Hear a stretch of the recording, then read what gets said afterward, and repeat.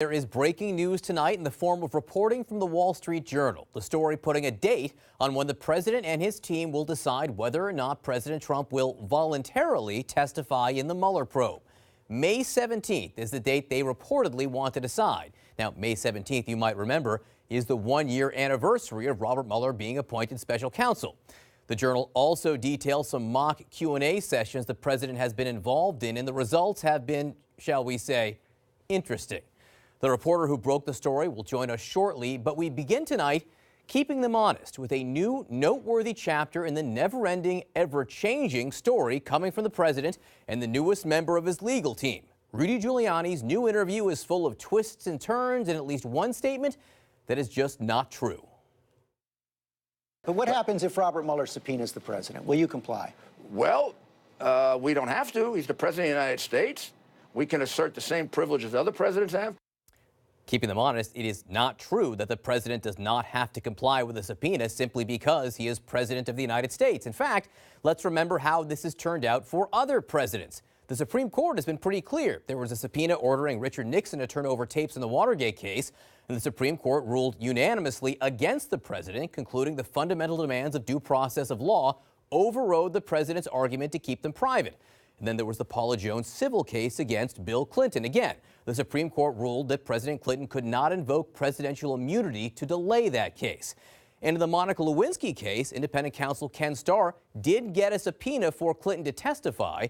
When the president agreed to the interview, that subpoena was withdrawn. So it's true the president could fight any subpoena, argue executive privilege, but there is certainly no guarantee that fight would be successful, and historical evidence to the contrary.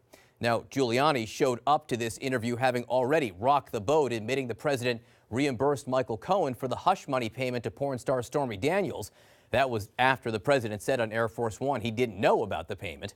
In the new interview, Giuliani dropped another doozy, what may be, if you forgive the oxymoron, the world's least surprising bombshell. And you said this was a regular arrangement he had with Michael Cohen. So did Michael Cohen make payments to other women for the president?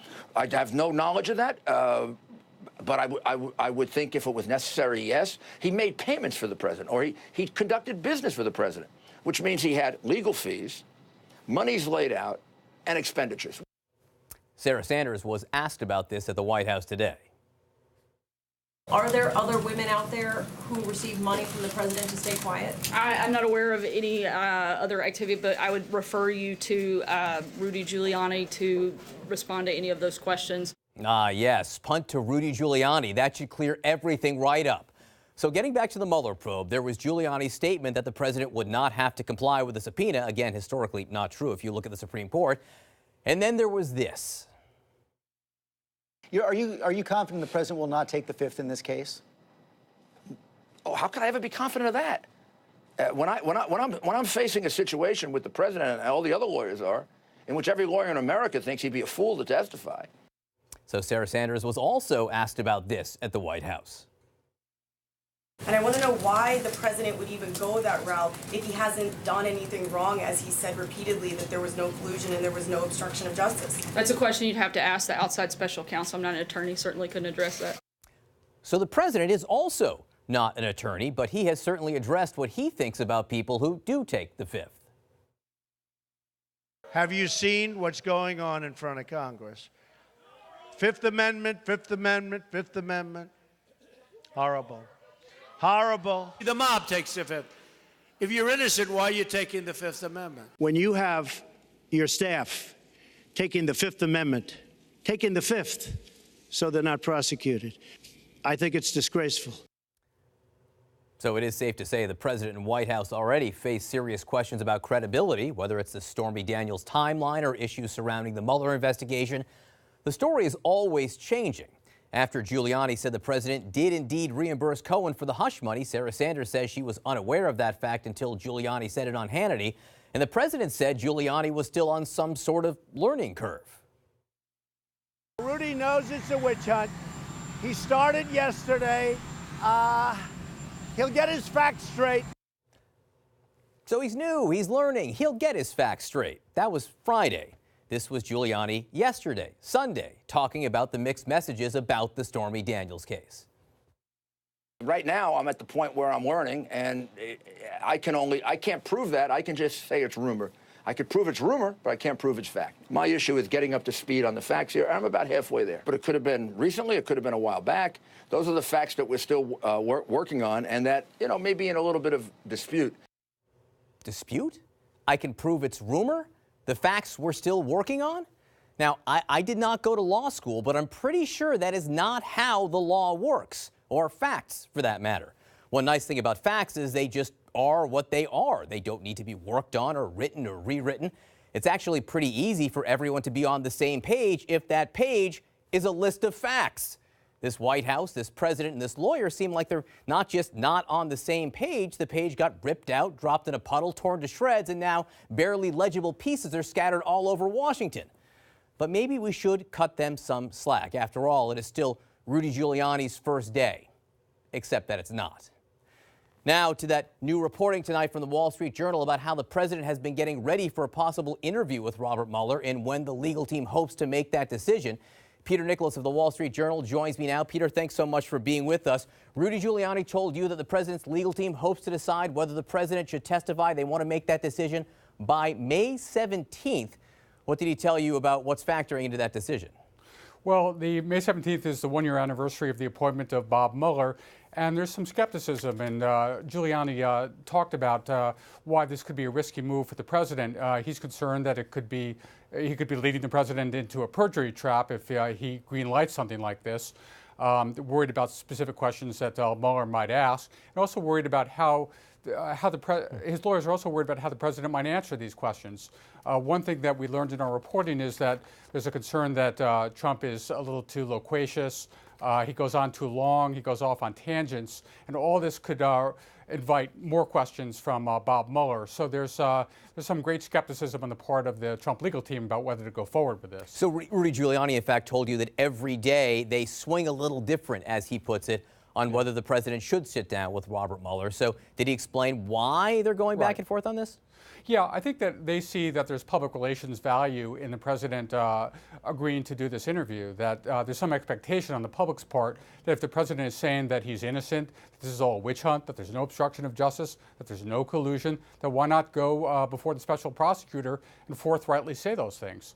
So they understand that, and they're weighing that or balancing that against the peril that any witness would face who's the subject of an investigation going before special counsel. And Giuliani made clear to you that he thinks the safest course and the course he would prefer is for the president not to testify. Why does he think that?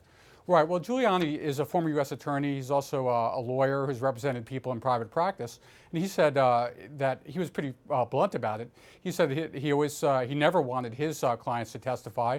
And as a U.S. attorney, as a prosecutor, he felt that the witnesses who did testify, subjects of investigation, were walking into some peril. And he could exploit that and take advantage of that as a prosecutor.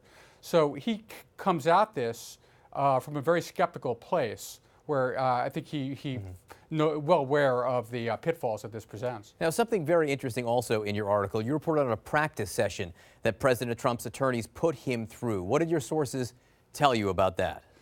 Well, yes. So they ran some sample questions by President Trump in the White House residence to see how he would do. And they made very little headway. They were there for about 4 hours, but they were repeatedly interrupted. So national security advisors would come into the room. They'd want to talk to the president about North Korea or Iran. The lawyers would have to leave the room because they didn't need to be privy to that. And then they would come back and they would try to resume the Q&A. And they found that the president was kind of, as I mentioned, long-winded in his answers, and they weren't able to just cover very much ground. So it was not a successful experiment, is what I'm told. Peter Nicholas, fascinating article, great reporting. Thanks so much for being with us. Great to be with you. All right, joining us now, Jim Acosta at the White House and CNN chief political analyst Gloria Borger. Jim, has the White House responded to this idea of a May 17th decision? Not yet, John. We've asked. They've not responded yet. I will tell you that earlier today, Sarah Sanders, the White House press secretary, she was sort of reading from different talking points today. I think gone are the days where they're really going to speculate a whole lot on these legal troubles facing the president. She was essentially just referring us over and over again to the president's legal team. But I did talk to a source close to these discussions recently who said that the president's legal team is making a final push to make this determination one way or the other as to whether or not the president is going to sit down with Robert Mueller. This source I spoke with said the odds are around 50-50. And that Rudy Giuliani's comments obviously complicated matters, and they're trying to work through that. Gloria, what are you hearing from your sources? Well, I think there's one source who talked to my colleague and Jim's colleague, Pam Brown, who said that they are looking towards this May 17th deadline about deciding whether he should or shouldn't testify. But this source said it's all fluid. And my sources are telling me the reason this is fluid is because this legal team right now is being run by two people, the President of the United States and Rudy Giuliani, who, as you pointed out earlier, is not really read in on the legal case. Don't forget he has a new lawyer coming in, Emmett Flood, who has to undergo all kinds of security clearance in order to deal with this case. He hasn't done that yet. You've got the Raskins, who are coming into this case new, and most of the attorneys believe the president should not testify. And I think they would agree with Rudy Giuliani on that, but they have this sense, watching it play out over the weekend and last week, is that Rudy Giuliani and the president are kind of freelancing here a little bit. What would give you that idea? I don't know. And that every time they see it, they want to kind of pull their hair out, or at least pull Rudy Giuliani into a room with all of them, which is what I think they're going to try and do, and get on the same page. They like his PR message, which is, you know, to try and discredit Mueller and the whole team and the investigation. But as to the specifics about what the president's going to do and what the legal team is going to do, not so much. Jim, what are you seeing in terms of tension from the legal team? We should say tension is not new. There's only been tension inside whatever legal team it seems the president has had. There are tensions inside the legal team. There was one person who was referring to this as an S show. I'm not going to use the full expletive there when describing Rudy Giuliani's performance last week. That obviously is a sign of some tensions inside the legal team. There was, I think somebody else had used the term WTF. I will just use the abbreviated portion of that there. But John, there's also a frustration inside the White House press office. They feel like more and more they should just keep themselves walled off from questions about the Mueller investigation, because you saw what happened with Sarah Sanders last week. Her own words came back to haunt her, and I think that's why you saw her earlier today really just over and over again, almost robotically saying, I want to refer you back to the president's legal team. It makes you wonder whether at some point they're just going to have to put somebody else in that briefing room alongside Sarah Sanders to answer some of these questions, because that obviously is going to become sort of a broken record just to hear the White House spokesperson say that over and over again. But it sounds like from what Gloria is saying and what Peter is saying over at the Wall Street Journal is that we are getting close to something. The question is whether or not a subpoena is issued, and at that point, you know, we could see this stretch on for months if this goes all the way to the Supreme Court. So these questions, whether they're robotically answered or not, may continue for some time, John. Gloria? You know, and I think the legal team would like to find a spokesperson, so Sarah Sanders doesn't have to stand up there and do that. But it's hard to get a spokesperson because that person knows that they're going to have to hire a lawyer themselves if they were to become a spokesperson at this point. So it's a very difficult job, which nobody is actually running to fill. Is Rudy Giuliani, though, actually doing anything more than being a spokesperson? Because I'm having a hard time following his law efforts here. Well, you know, we're not in their meetings yet because they probably haven't had many meetings yet. So I think when they do all get together, we'll learn a little about that. But we do know that he and the president are on the same page. The question that I'm hearing is, how long will Rudy Giuliani last until the president decides he's getting a little too much publicity, maybe he's getting a little too out front on this one, and maybe he ought to cool it. He is the public face of this, that is for sure. All right, Gloria Borger, Jim Acosta, thank you very much. Joining me now, Jeffrey Toobin, Elizabeth Foley, and David Gergen. Mr. Toobin, I want to start with you here. Rudy Giuliani, by his own admission, still doesn't have his facts completely straight. He's sure about the rumors, but still getting up to speed on the facts, which he says are still in dispute. At the same time, he's saying to the Wall Street Journal they're going to have their decision by the 17th. At the same time, he's saying things about Michael Cohen. Is any of this helpful to the president? No, I mean, look, I think we can all acknowledge that Rudy Giuliani is making a fool of himself because he doesn't know what he's doing. He doesn't know what he's talking about. He's just, he's talking about the hostages in North Korea, just things he shouldn't be talking about. And as you point out, he doesn't know the facts. But I do think we are heading for a resolution which will include the departure of Rudolph Giuliani. They will make a decision about Trump's testimony, and Giuliani will say, that's what I came here to do, now I'm leaving, and that will be by popular demand, especially by the President of the United States. Elizabeth, Professor Foley, obviously the President does have other lawyers besides Rudy Giuliani, but Giuliani is the face of it. Is that a functional relationship, having the guy who may not be as up to speed on the law out there talking the most about the law? Yeah, I mean, look, it's always a good idea when you have a complex legal situation like this to have someone who is the sort of legal face of your legal team. And then beyond that public face, you have sort of a team of minions going about doing sort of ordinary lawyerly things.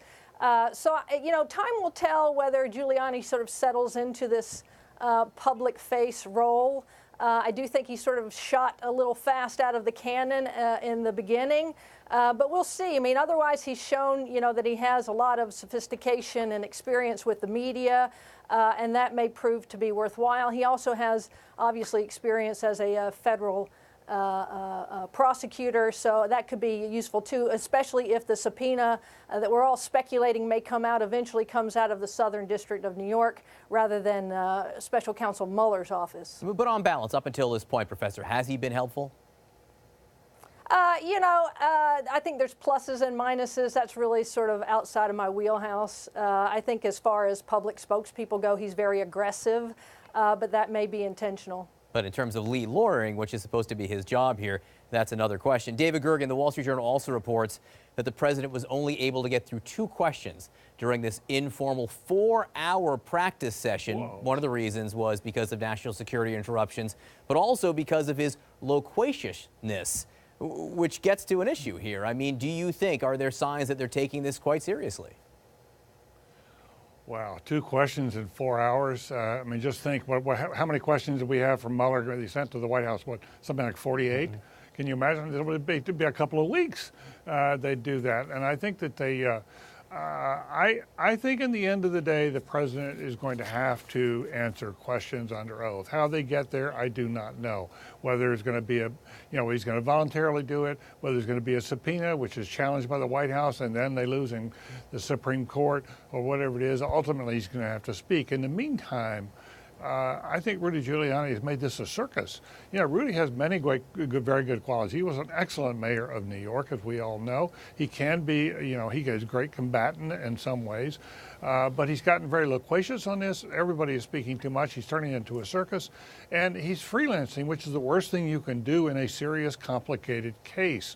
You need people of good judgment who are very thoughtful and deliberative in this, because this is a game against a group of people led by Mueller who are very smart, they're very serious, and they do not create circuses. They know how to roll over circuses. They close down circuses. Berman. Go ahead, Jeffrey. Berman, there's a point to be made here that the loquaciousness that is actually helpful to the president, not hurtful, because this is going to have a time limit. There is no question this interview will be 3 hours, 4 hours, 5 hours. It'll be some time limit. And if the president is just going to ramble for the whole time, that's to his advantage, and there will not be a judge there if this is a grand jury type proceeding. So, there's method to the madness. If the president just wants to say, as he is wont to, there was no collusion, there was no obstruction of justice, and he says it 17 different ways and doesn't address the actual questions in front of him, that could very much work to his advantage. It's a and filibuster. Let him run out the clock. It's a filibuster, and it is hard to tell a president of the United States to be quiet. And you do not know if a prosecutor would do that. David, go ahead. Jeffrey's thought about this a lot, and he knows more about this than I do, but I just cannot imagine that Mueller is going to sit there and let him filibuster for 4 hours and walk away without having to answer any real questions. I mean, that defeats the whole purpose of it. And I think Mueller will have a perfectly good case if he answers like 3 questions over the course of 3 or 4 hours. Yeah, this is totally evasive, and I think he'll go after him.